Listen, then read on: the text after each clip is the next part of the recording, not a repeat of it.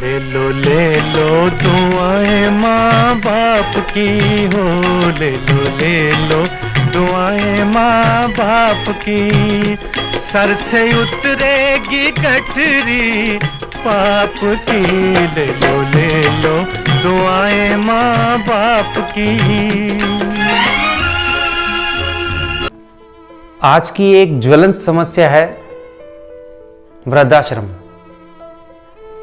जो हमारे समाज में, हमारे देश में बुलेट ट्रेन की भांति तेजी से बढ़ते जा रहे हैं। ये एक बेहद गंभीर विषय है।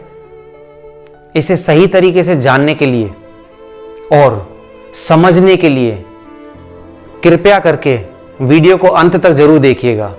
भारतीय संस्कृति की गरिमा को सबसे ज्यादा ठेस लगाने का काम किया है पाश्चात्य संस्कृति ने। हमारी नई युवा पीढ़ी उच्च शिक्षा प्राप्त करने के लिए विदेशों में गई, वहां पर फैलाए, पढ़ी और उसके बाद हमारे देश का गौरव बढ़ाया।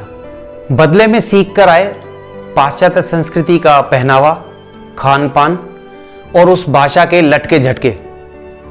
Valentine day, Thanksgiving day, Halloween day और न जाने क्या क्या, ये संस्कार हमने अपनी पीढ़ी को कभी नहीं दिए।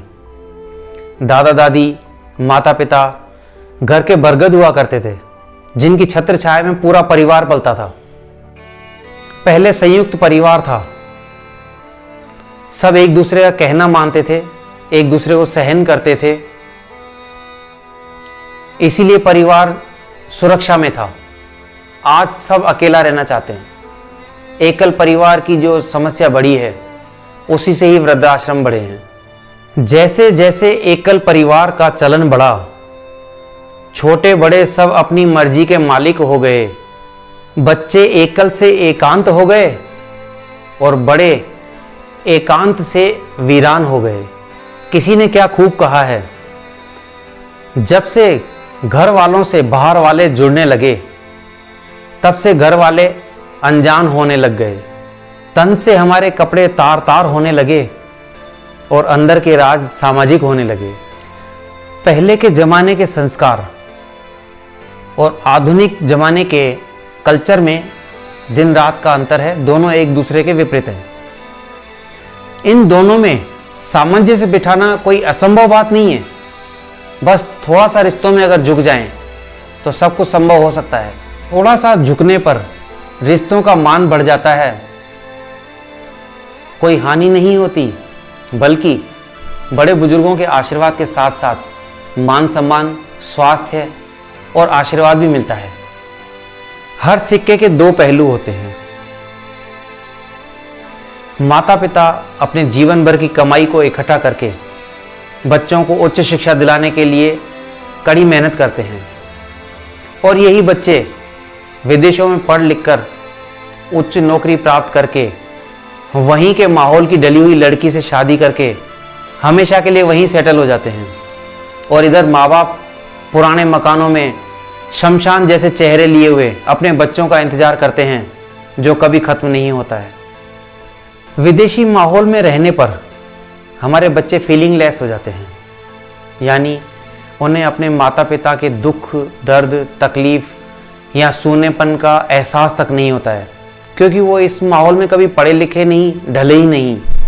वो बचपन से बाहर के माहौल में रहते हैं, इसलिए वो अपना सर्वनाश कर लेते हैं। धरती पर स्वर्ग के देवता कहे जाने वाले लोगों की जिंदगी जो नर्क से भी बदतर होने लगती है। अब इस दर्द को कौन बयां करे? वही जो इस दर्द को सहता हो। एक छोटी सी घटना जो शायद जयपुर की ही है और सच्ची है, बताते हुए तो बहुत दुख हो रहा है। हो सकता है आप जैसे कई लोगों को पता भी नहीं हो इस बात का। मां के मरने पर विदेश से छोटा बेटा आया और उसने अंत्येष्टि का कार्य पूरा किया।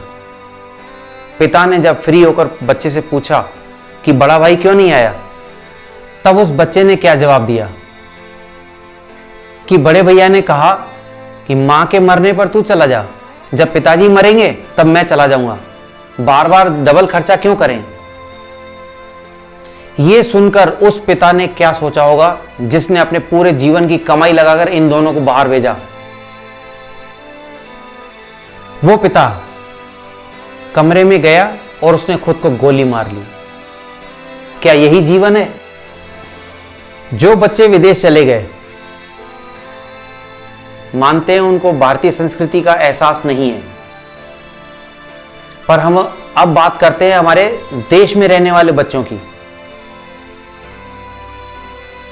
जो संपत्ति की खातिर, धन की खातिर अपने माता पिता के किसी भी एहसास का बदला चुकाने की बजाय वृद्धाश्रम में छोड़ के आते हैं। कुछ रुपए देकर उनकी सुख सुविधाएं मुहैया करा देते हैं, पर जो प्यार उन्होंने आपको दिया है वो प्यार क्या उन्हें वहां मिलेगा? कतई नहीं। वो प्यार तो सिर्फ आपसे ही मिल सकता है। क्या ये उचित है? ये हिंदुस्तान है। हिंदुस्तान की इस पावन धरा पर भगवान श्री राम ने जन्म लिया और अपने पिता के वचन को निभाने के लिए 14 वर्ष तक वनवास रहे। ये वही धरती है जहां श्री कृष्ण ने जेल में जन्म लिया, सारी उम्र दुश्मनों का नाश किया, अपने माता पिता को जेल से छुड़ाया, जहां श्रवण जैसे युवक हुए जिन्होंने अपने माता पिता को कंधे पे बिठा के पूरे देश में धार्मिक तीर्थ स्थलों का भ्रमण कराया। कहां गए वो श्रवण कुमार? चारों तरफ जय माता दी छाई हुई है, फिर ये वृद्धाश्रम में किसकी मां आई हुई है?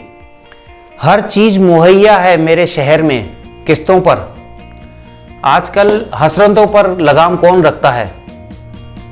बहला कर छोड़ जाते हैं माँ बाप को वृद्धाश्रम में।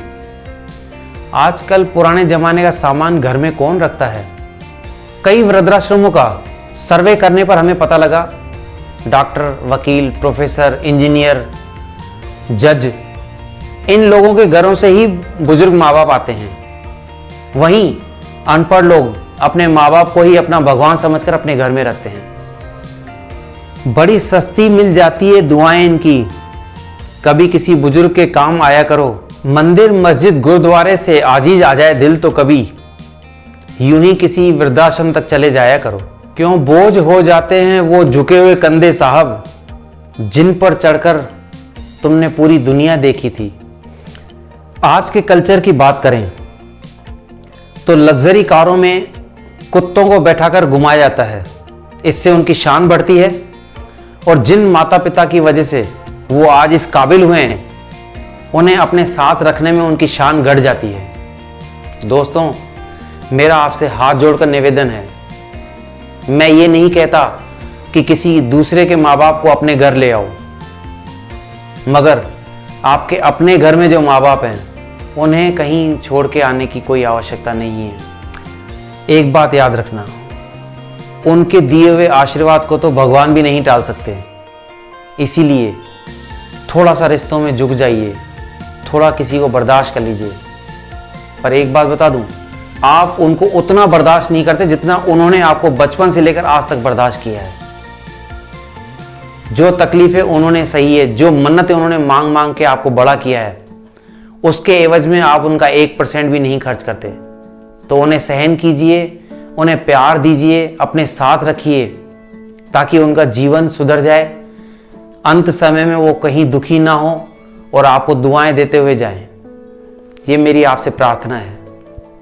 अब हम बात करते हैं उन अनजानों की जिन्होंने वृद्धाश्रम खोलकर उन्हें अपनाया, जो अपनों से धोखा खा चुके थे। वो वृद्ध जो उनके अपने नहीं हैं, वो वृद्ध जिन्हें अपनों की जरूरत इस वक्त कहीं ज़्यादा है, जब वो बेबस हैं, लाचार हैं, बीमार हैं या खुशियों की तलाश में अपने जीवन के अंत समय में स्थिरता पाने के लिए भटक रहे हैं।